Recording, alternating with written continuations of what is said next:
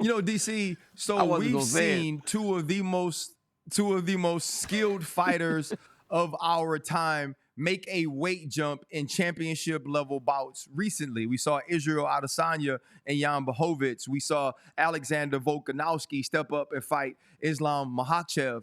But those were guys who recently fought at their weight class, jumped up for one fight, and seemingly weren't necessarily going to be fighting in those weight classes. Now Jon Jones is saying, I'm going to take the 3 years, I'm going to put the weight on the correct way. But Jon Jones wasn't necessarily this one-punch knockout artist. May God rest his soul. He isn't Anthony Rumble Johnson. And so how does Jon Jones's strength or his power, how does that carry up to the heavyweight division? Or is it going to be more Jon Jones has to use his skill to win these fights in the long run? I think he's going to have to use his skill, Ryan, because I'll tell you this right now. Jones did not punch very hard. Like, that was one of the things that stood out about him. Now, he kneed hard, he kicked hard, he elbowed hard. He did a lot of things very well, but in terms of his punching ability, he didn't have, like, jarring power. Now, gaining 30 pounds, maybe he gets a bit of a heavier puncher, but he will never match Ciryl Gane in terms of the punching power. He's going to need his skill in order to do this. Here's the issue. Ciryl Gane possesses a lot of those same skills. He can stand on the outside and fight. He can pot shot you from the outside, and he does possess jarring power when he does land. Jon Jones always had a bit of a size advantage over a lot of the guys he fought at 205 too. That's going to be missing. Bro, when you look at Jones, he looks bigger, but a lot of the weight is up top. His bottom half still looks pretty slim. You look at Ciryl Gane, it looks like somebody stuck a air pump in that dude's mouth and just started pumping. He looks huge, but he only weighs about 250 pounds. He's not heavy. He's just lean, he's ripped, and he's big and he's strong. This is a very big challenge for Jon Jones. Ciryl Gane is as good as they come in. RC, don't believe him.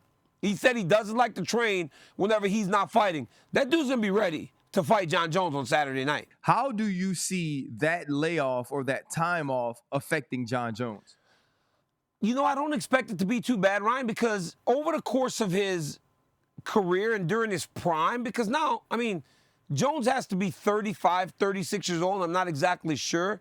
But in the midst of our rivalry and during his prime, Jones had some long breaks. He had 12 months at one point. He had another 15 months at another point. So he's been out for extended periods of time before and still was able to compete at the highest level. He did it against me one time whenever we fought the second time.